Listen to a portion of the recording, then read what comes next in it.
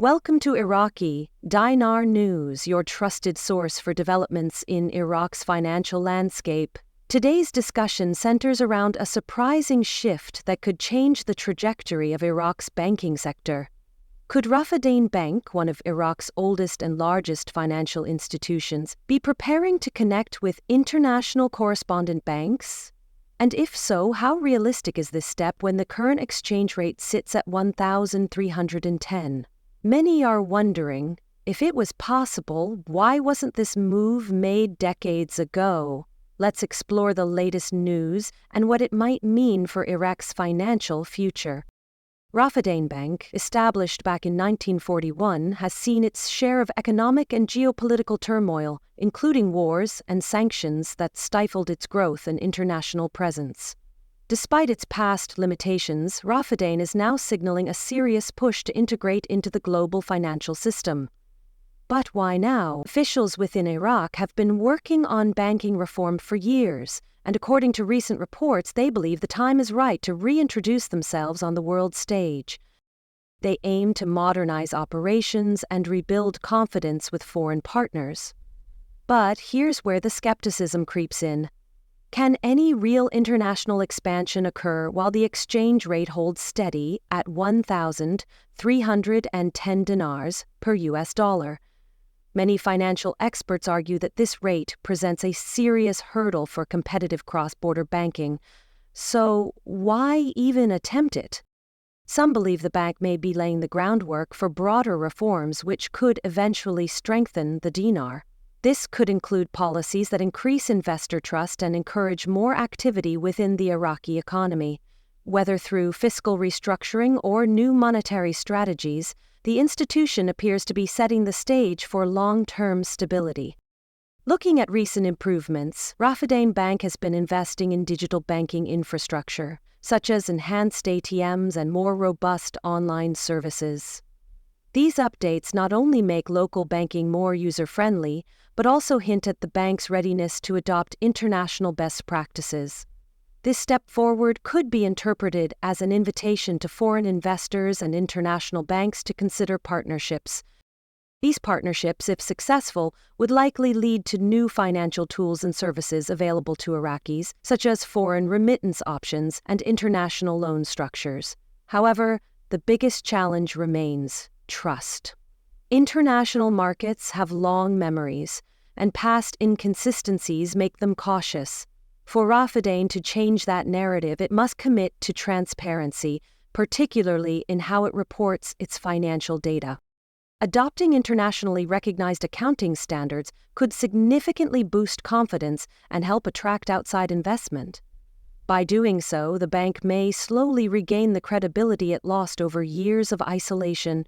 This is not just about numbers. It's about rebuilding Iraq's economic image on a global level.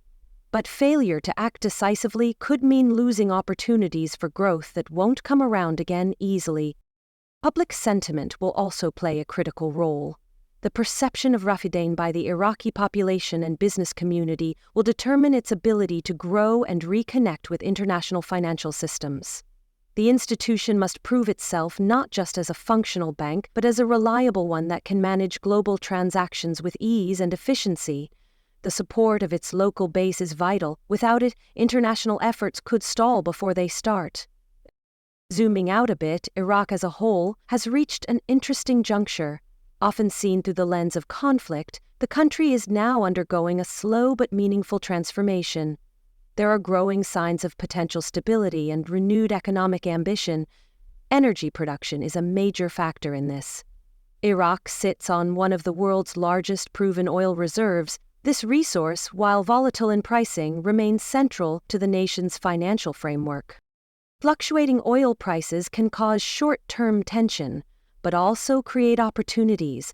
With proper management and foreign partnerships, Iraq could leverage its oil to secure stronger economic policies. Meanwhile, reconstruction efforts across the country, from roads and bridges to hospitals and schools, suggest a national commitment to rebuilding. These changes could bolster investor confidence over time. The nation's political climate is also showing signs of progress. While the road hasn't been easy, recent elections brought a new wave of political will. Citizens demanded reform, more accountability, and better services. These shifts represent a population that's engaged and hungry for change. That's a powerful force, and one that can help sustain financial reforms. Communities across Iraq are uniting in new ways, investing their hope in collective progress. Such momentum may ultimately support institutions like Revaluation as they attempt to re-enter the global financial ecosystem. Even though the journey ahead is long, the foundations being laid today could be transformative for generations to come. International observers are paying close attention. Foreign governments and development organizations are stepping in to assist with everything from economic planning to vocational training. These efforts, if nurtured correctly, can give Iraq the skilled workforce it needs to sustain a modern economy. Security, of course, remains a lingering concern. Pockets of instability exist, and those threats cannot be ignored, but the central government has expressed a strong commitment to improving safety, which is a key prerequisite for economic expansion. Without a secure environment, neither domestic nor international investors will feel confident. With the groundwork for economic reform underway, let's now take a closer look at life within Iraq, because financial progress is closely tied to the resilience and aspirations of its people. Across the country, there's a noticeable shift. Many Iraqis who once left due to conflict are returning to their homeland, and with them comes a renewed sense of national pride. Markets are regaining their buzz, and local businesses are cautiously beginning to flourish again. The energy in the streets, especially among the younger generation, signals a country eager to define its own future. Iraqi youth are filled with ambition. They want more than survival. They want growth, innovation, and global engagement. From launching startups to exploring technology and finance, this generation is not waiting for opportunity. They are trying to create it. This renewed drive could very well align with Revaluation Bank's international ambitions. The bank, by opening channels to global finance, can provide these aspiring entrepreneurs with access to tools and funding that were previously out of reach. At the same time, there's a growing demand for modernized financial services. Iraqis are no longer content with outdated procedures or limited banking options. They want online access, transparency, and convenience, all of which Revaluation has begun implementing through recent tech upgrades. These advancements show that the bank is not only trying to win over foreign institutions, but also cater to the evolving needs of its domestic users. Now, circling back to Revaluation's bigger picture, it becomes clear that its success, or failure, will serve as a symbol of Iraq's overall direction. If the bank can secure international partnerships, improve public perception, and operate effectively under global standards, it could act as a bridge for the rest of Iraq's financial system to follow.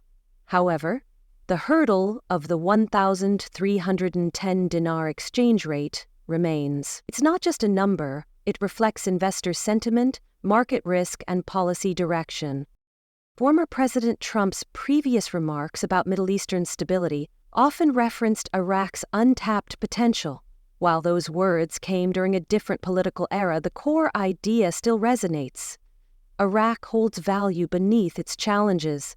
The international community, governments, NGOs, and corporations continues to see opportunity, provided reforms stay on track. But let's not gloss over the fragility. Without consistent leadership, clear financial regulation, and secure environments, this moment could slip away. For Revaluation Bank, that means showing it can withstand market pressure, manage cross-border financial interactions, and maintain transparency. For Iraq, it means building on momentum and proving that this is not just another short-lived phase. In reality, there's no silver bullet. Progress will come gradually. It's like cultivating a tree. You must tend to the soil, provide water, and give it time to grow. The banking system in Iraq, especially giants like Revaluation, are just beginning to sprout after years in the shadows. They need stability, support, and strategic vision. This brings us to you, our viewers. The journey toward financial reform and international banking access is not just one the government or financial institutions must take. Everyday Iraqis, investors, and global observers all have a role to play. Conversations like this help spread awareness and keep accountability alive. If you've found today's video insightful, we kindly ask you to give it a thumbs up. It allows us to reach more viewers who care about Iraq's future and financial independence, and we truly want to hear from you. Do you believe Rafidain Bank is ready to handle international partnerships? Should the current exchange rate be adjusted before such steps are taken, or is the exchange rate merely a distraction from deeper structural issues? Let us know what you think in the comments below. Your perspective is valuable, not just to us, but to the broader conversation around Iraq's financial evolution. And if you haven't already, subscribe to Iraqi Dinar News for continuing updates on global currency shifts, economic policies, and the future of the Iraqi dinar. Thank you for spending time with us today. Stay informed, stay thoughtful, and remember, real transformation takes patience, but it always starts with a first step.